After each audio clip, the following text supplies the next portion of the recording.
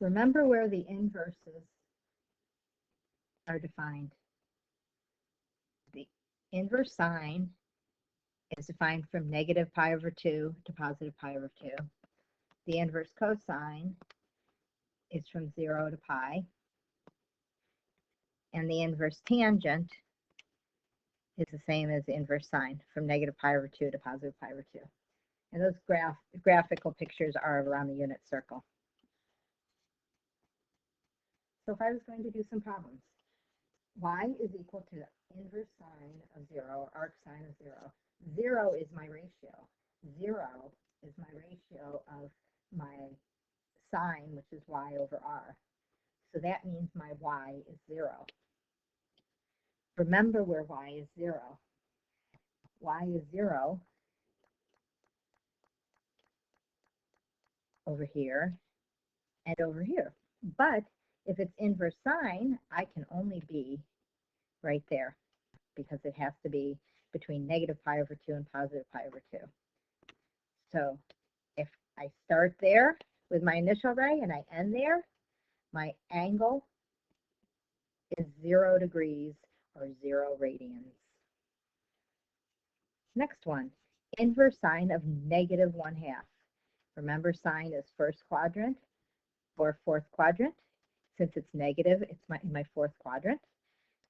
It has a ratio of y over x, 1 over 2. The 1 is the one that has to be negative.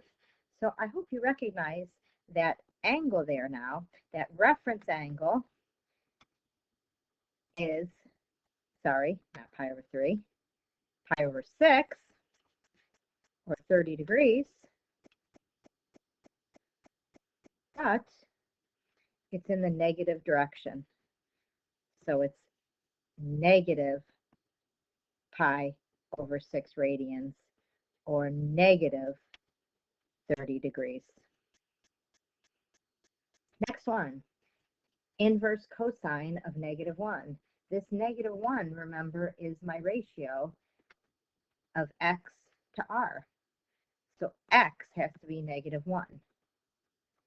Let's figure out where x is negative 1. I hope you know around the unit circle, x is negative 1 over there, because that's negative 1, 0 around the unit circle. So that right there is pi radians, or 180 degrees. Number 15, the inverse sine or cosine of pi over 2. Pi over 2. Don't, just because you see pi, don't think that's an angle, because it's not. The inverse, or the cosine of an angle equals a ratio. The inverse cosine or arc cosine of a ratio equals an angle. So this is the ratio of x to r. X is pi, 3.14. R is 2. Therefore, it's undefined, because you can't have a ratio larger than 1 or less than negative 1. And 3.14 divided by 2 is greater than 1. So this is undefined. Inverse tangent of radical 3. I'm in the first quadrant. The opposite's radical 3. The adjacent's 1. I hope you recognize this angle as a 60-degree angle, or pi over 3 radians. Because the tangent is y over x. Tangent's negative, so now I'm in the fourth quadrant with a ratio of 1 to 1, where you can see by the picture that the y is a negative 1, because negative 1 is equal to negative 1 over 1, which is equal to 1 over negative 1. So draw your picture, and then you can easily see which one's negative. And now there is my angle, and I hope you know that that's a negative pi over 4 radians, or negative 45 degrees. Inverse cosine of negative 2. Negative 2 is my ratio x to r. You can't have that. This is undefined. That ratio has to be between -1 and +1. And if you pick up your calculator, put that in your calculator, you'll get domain error. Inverse cosine, it's a negative, or inverse sine, sorry, it's a negative. So I'm in the fourth quadrant with my opposite side radical 3, hypotenuse 2. One of them has to be negative, and it's the opposite side. And I hope you recognize that triangle. It's a reference angle of 60 degrees, but it's in the negative direction, so it's negative 60 degrees, or negative pi over 3. Inverse cosine of 1/2. I can only be in quadrant 1 or 2. Quadrant 1 if it's positive, 2 if it's negative. Adjacent side hypotenuse, the adjacent's 1. I hope you recognize the reference angle here as a 60 degree or pi over 3 reference angle, but that's not the angle I want. Remember, initial array to terminal array, that's what I want. So that is pi minus pi over 3, which is 2 pi over 3 radians, or 180 degrees minus 60 degrees is 120 degrees. Next ones.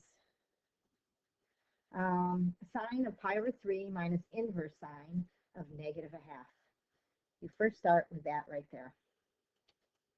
-1/2 puts me in this quadrant, the fourth quadrant, 1/2. That's a -1/2. I hope you know that that's a negative angle because I'm going downward, and it's negative 30 degrees or negative pi over 6. So now I have the sine of pi over 3 minus negative pi over 6, which is a plus. So pi over 3 is the same thing as 2 pi over 6 plus 1 pi over 6 gives me 3 pi's over 6. And 3 pi's over 6 is just pi over 2. So the sine of pi over 2, I'm up there around the unit circle at the point 0, 1, and sine is my y over r. My y is 1, my r is 1, so my answer is 1. Sine of 1/2 minus the inverse cosine of -1. Remember this right here, -1 is the ratio of, oops, not y, x over r. So x is -1 right there at pi. So I have the inverse sine, or regular sine of pi over 2 minus pi. You can think of that as 2 pi over 2. So that's the sine of negative pi over 2. We draw a picture. Sine of negative, that's negative pi over 2, is at the point 0, -1. And remember, the sine ratio is y over r, which is -1 over 1, which is -1. The last one on this page, the sine of the inverse tangent of negative radical 3 plus the inverse cosine of negative radical 3 over 2. So let me do my tangent first. Radical 3 over 1. I hope you recognize this as a negative pi over 3, or negative 60 degrees. And the cosine inverse negative puts me right over here. Radical 3 over 2, that's my negative. Reference angle is pi over 6. So pi minus pi over 6 gives me 5 pi over 6. Because remember, I'm going from here initial ray to terminal ray. So now I have the sine of negative pi over 3 is the inverse tangent of negative radical 3. And then I have plus 5 pi over 6. So if I add that, negative pi over 3, common denominator, plus 5 pi over 6, I have negative 2 pi's plus 5 pi's gives me 3 pi's over 6, which is pi over 2. So this gives me the sine of pi over 2. And sine of pi over 2, I'm up there. Remember, this is a ratio of y to r, and y is 1, r is 1. So my answer is 1. 63. The cosine of the inverse sine of 2/3. Let me graph it, makes it much easier. Opposite sides 2. Oops, sorry. The hypotenuse, write it off, sorry.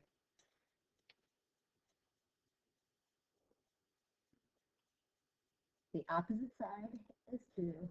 The hypotenuse is 3. Let's find my missing side here of x, because cosine of an angle will give me the ratio of x over r.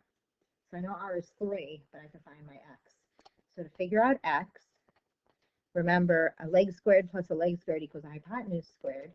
So if I take 3 squared minus 2 squared and take the square root, because x squared plus 2 squared equals 3 squared, subtract 2 squared from each side, and you will have radical 9 minus 4. 9 minus 4 is 5. So the cosine would give me radical 5 over the hypotenuse of 3. I didn't even need to know the angle, just need to know the sides. The next one, 65. The sine of the inverse cosine of negative, that's a negative 4/5. It's hard to read. Negative cosine puts me in this quadrant right here. So I have an adjacent side of 4, hypotenuse of 5. The adjacent side is a negative. And if you memorize this type of triangle, that's fine. If you didn't, you can use Pythagorean theorem. But it's a 3, 4, 5 triangle. 5 squared minus the negative quantity negative 4 squared, 25 minus 16 is 9. The square root of 9 is 3. So the missing side is 3. Sine is y over r. My y side is 3. My r side is 5. Done. The cosine of the inverse tangent of 5/2 is the next one. So let me draw a picture. Tangent, positive quadrant. Opposites 5, adjacents 2. Missing side, r is equal to 5 squared plus 2 squared is equal to r squared. Take the square root. So I have 25 plus 2 squared is 4. Square root of 29. My r. Cosine is x over r.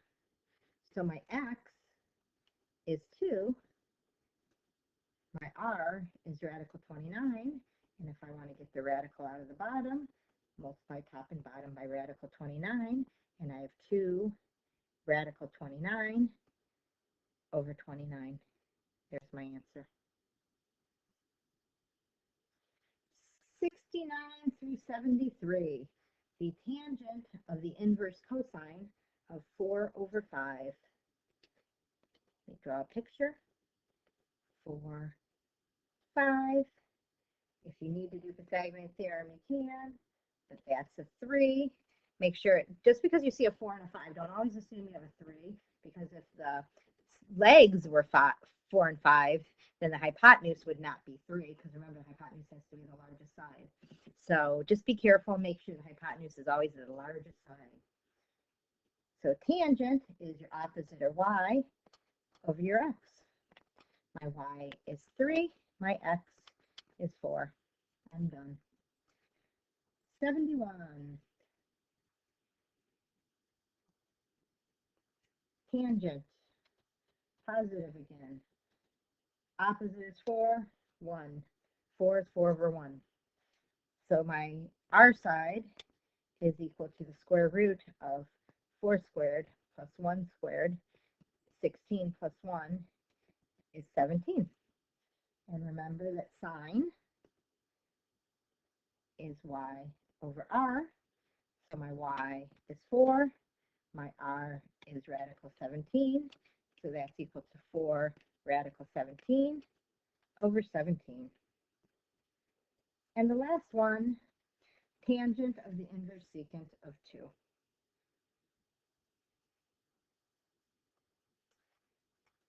Everything's positive in the first quadrant. And remember, secant is r over x, so it's 2 over 1. And if you know the triangle, that's fine. If you don't, use Pythagorean theorem, a squared plus b squared equals c squared, and you'll get radical 3. And so tangent, remember, the ratio of tangent is my opposite, or my y side, over my x side.